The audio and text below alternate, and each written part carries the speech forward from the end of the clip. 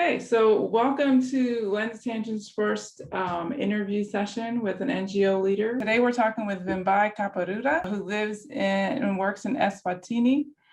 And tell us a little bit about where Eswatini is located, Vimbai. Eswatini is located in Southern Africa. So it's within South Africa? It's outside South Africa. Yes. And so you run an organization. Well, I'll let you tell us about your organization and the things that you are doing there in Eswatini. Thank you very much, Tana. Our organization is called Women Unlimited Eswatini. It's actually registered. It was registered in 2017. With a mission to promote women's rights and well-being, including health and economic emancipation. So basically, we are dedicated to building a dynamic, a diverse and inclusive community in the Kingdom of Eswatini that is actually bound together by a shared commitment to women, to girls, and gender equality in line with two sustainable development goals. The first one being good health and well-being, which is sustainable development goal number 3, and goal number 5, which talks to gender equality. So the establishment of this organization was motivated by the growing dire state of majority of women in the Southern Africa, as well as Eswatini included, being at the worst end of every human crisis, including poverty, abuse, and human rights violations. Wow, so it sounds like you're doing really good work to help the women there in your community, and I think that's just so exciting. I get goosebumps, you know, when you're talking about the work you're doing. I think it's just so important and so amazing. So what are the target age groups of the women that you're serving there in Eswatini? Oh, thank you. Our primary targets are vulnerable women and girls aged between 0 to 35 years. And in this target group, we have got the adolescents and the youth bracket of between 13 to 24, and the mature bracket from 25 to 35. So within this target group, we also have a specific focus on girls living with disabilities, because we believe that we should not leave anyone behind. We target these groups with gender-based violence intervention and response programming. Okay, so what would you say the youngest woman or girl that you've worked with would be? The youngest was actually 8. This was the first girl that we targeted when we started intervention in Eswatini. It was a girl aged 8 and her sister was aged 13. These were actually sexually abused and killed in one of the provinces in Eswatini. Okay, so the girls you worked with were killed? Yeah, they were actually sexually abused and then later killed. There were 2 of them, and so from the same family. Can you tell me, like, did you work with their family then after that? Apparently, we did work with their family. And what we did is we reached out to a donor called Agent Action Fund. They are based in Asia. They're based in Europe. They also have an office in Kenya, here in Africa. So we reached out to them, seeking for support to bring some intervention within the community where this happened here in Eswatini. And they actually became our first donor for us to start implementing here in Eswatini. Okay. So we needed to do interventions to do with GBV awareness, education and awareness in communities here in Eswatini. Okay, so tell me a little bit about how that works. How did you find out about the 2 girls? Can you break that down into steps as far as when you identify a situation and how you move forward with that with your organization? So when we saw this in the newspaper, it came as a headline that 2 girls have been sexually assaulted, violated and then killed in one of the communities in the country. We went out to the community to seek for more information as to how it happened, and that's when we reached out to Agent Action Fund to seek for support to bring some form of education and awareness to this community and the family as well, to bring psychosocial support to the family because they needed that. Say their name again, the organization that helped you. It's Agent Action Fund. Agent Action Fund, okay. And in this case, we contacted Agent Action Fund in Africa because they're actually based all over the world, yes. Okay, got you. So they funded you to help this family? Exactly, in terms of bringing some psychosocial support and also to bring justice to the family, because the perpetrators perpetrator was just roaming around. Right. So we had to bring justice, and the perpetrator was caught eventually and incarcerated. Okay. Oh, good. Well, that's good to know. And so when you say psychosocial support that you provided, can you tell us a little bit about what that looks like? Okay. When we talk to issues of psychosocial support, I'm talking about counseling the victims of like in this case, it was now the family, because the abused the abused children were already deceased. So we brought in psychosocial support to the family to deal with the situation, because they were traumatized, seriously traumatized. Right. So we were trying to bring psychosocial support to ensure that they don't suffer from mental breakdown. Okay. And do you know how the family is doing now? It's not easy to go through grief and losing two children through this kind of barbaric ways, and it was just serious trauma for them. But we tried to offer them psychosocial support and counseling sessions, and they're still coming to our offices for counseling sessions, particularly the mother. Oh, that's good. That's really good to hear. So your main focus areas as a women's organizations are going to be the gender-based violence. Is that your main focus, or is that your only focus? So our main focus areas are three, which is women's rights, which talks to issues of policy and advocacy. We also have health and social welfare, which talks to issues of sexual and reproductive health of the girl child and the woman, and issues of mental health, which affect the growth of a woman in terms of development. And we also have another pillar, which is education and empowerment, which talks to general education of a girl child and the woman. So I assume that you feel that education is maybe the best way to make the change that you need to make people aware and to change attitudes and behaviors. Very true, because for us, education is power. If you do not have education, you find that there is not much that you can do. You cannot develop in any area, be it socially, be it economically, or even politically. So we believe that as an organization, we are thriving to develop a 360-degree kind of woman who is compounded under these three strategic pillars, because we believe that a woman is not complete if she is not educated, if she does not have a good health, and if she doesn't even know her rights. So if those three components are brought together, we come up with a 360-degree kind of woman. What geographical locations do you operate in Eswatini, or do you serve? What geographical locations? We have 3 regions in the Kingdom of Eswatini, and at the moment we are operating in 3 of them, which is Lubombo, Manzini, and Hoho regions. The 4th one being Shiselweni.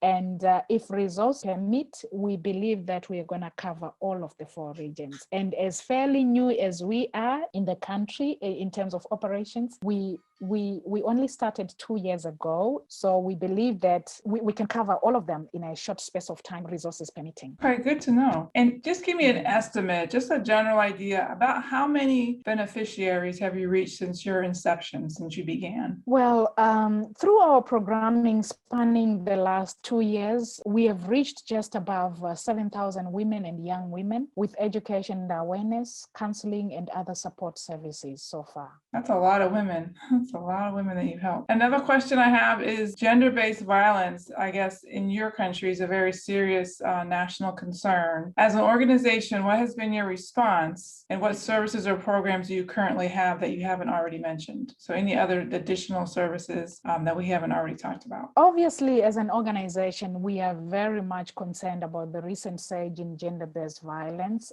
since the onset of COVID-19. And GBV has always been at the core of our intervention strategies, like I said earlier. And we have ongoing psychosocial support for survivors of gender-based violence, as well as advocacy and education campaigns towards ending GBV. So our gender-based violence multi-sectoral model is a quadrant with safety, justice, healthy, and psychosocial support in each corner, and the survivor at the center. So for services, we work with partners, especially for the services that we do not offer, because we believe that we cannot curb issues of GBV by ourselves.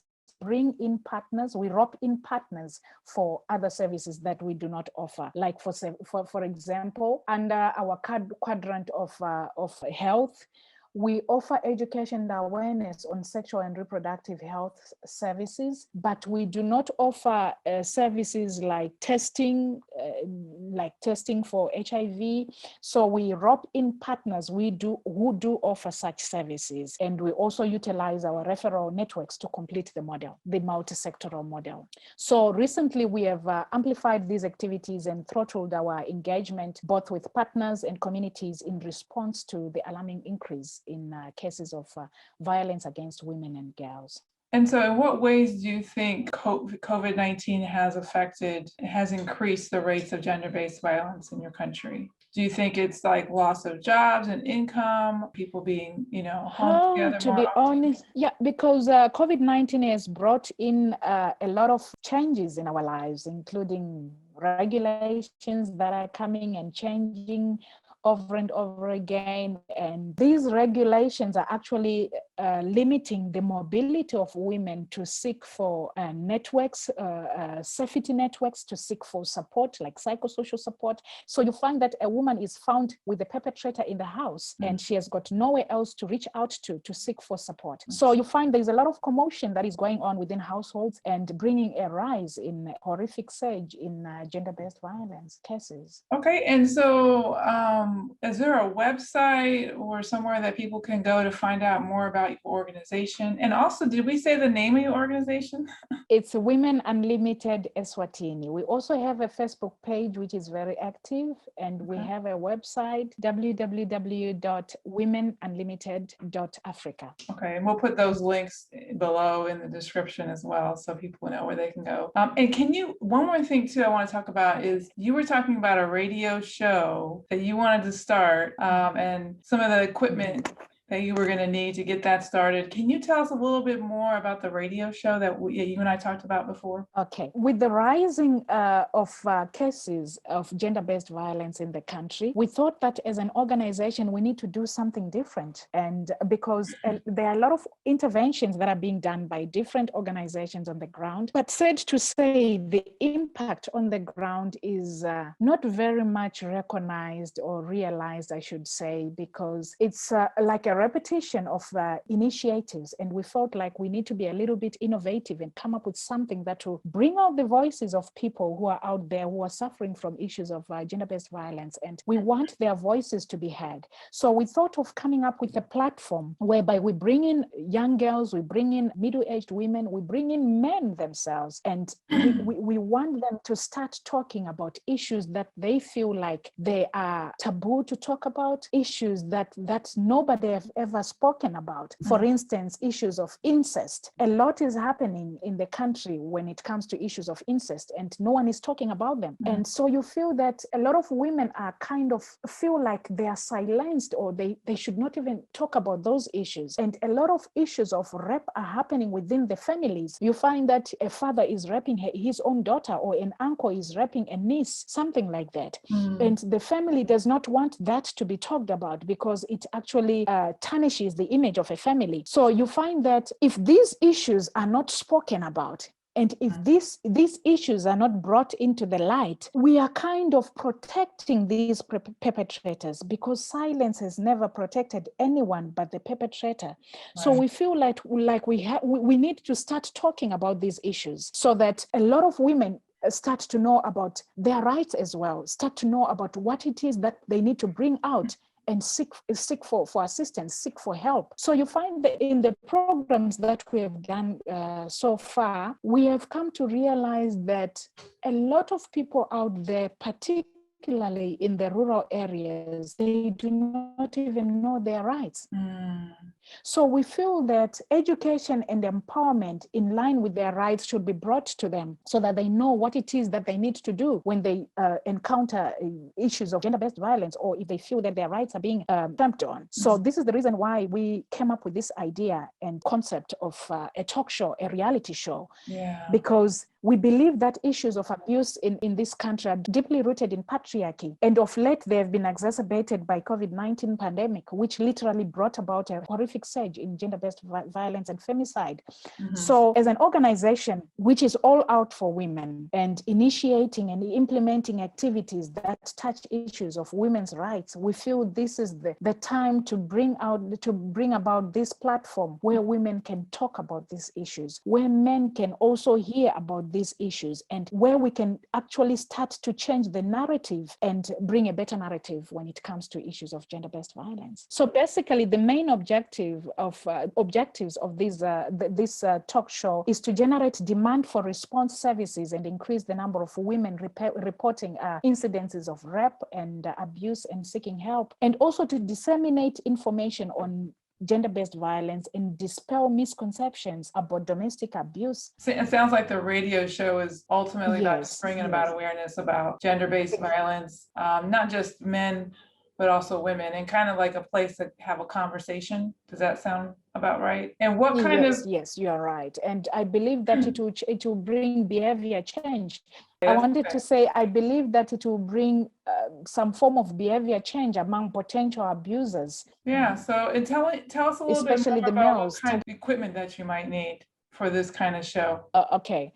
In terms of equipment, we will need something like 2 cameras and a tripod. We will need an external microphone and an additional light source. Any so idea basically, of, those are the how basic much all things. of that equipment will cost? To be very honest, we hadn't checked how much these will cost. Yes. But I think you had talked about maybe starting a GoFundMe for this project. Yes.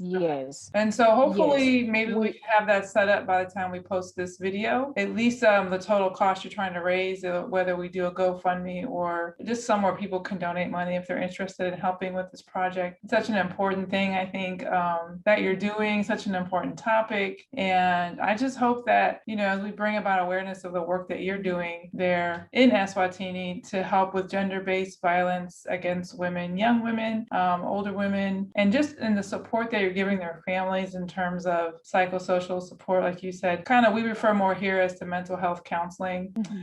And also, I love the fact that you're including men in your discussions and talking to men, because that's a huge part of it, I think, is men learning other ways to deal with the emotions and the feelings that they're having. So yeah, I think you're doing great things. It was so nice to talk to you today. I'm so glad we got a chance to have this conversation. This is our first interview that we as Lens Tangent are doing. So hopefully things will get better. Hopefully we can have you back and talk some more. But for now, I'm going to go ahead and sign off, and thank you so much. Can you go ahead and say your name and the name of your organization again so I don't mess up the pronunciation? My name is Vimbai Kapurura, the founder of Women Unlimited Eswatini. Okay. Thank you so much, Vimbai, and I'm going to include all of your links in the bottom. I wish you the best and definitely hope that we can raise the money for this project. Thank you so much. Thank you so much, Tana. It was a pleasure talking to you. Okay. Bye-bye.